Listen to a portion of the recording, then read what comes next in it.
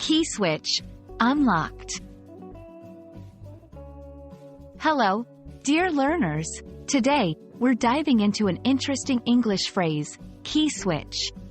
By the end of this video, you'll not only understand its meaning but also how and when to use it. The term, key switch, is made up of two words, key and switch.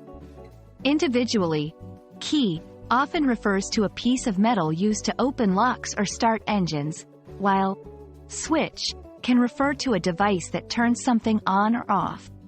But together, what do they mean? Let's find out. A key switch refers to an electrical switch that can be activated or deactivated using a key. Unlike a regular button or toggle switch, a key switch requires a specific key to operate, offering an added layer of security. You might find these in places where access needs to be restricted, like in certain machinery or secure areas. To help you understand better, here are some example sentences.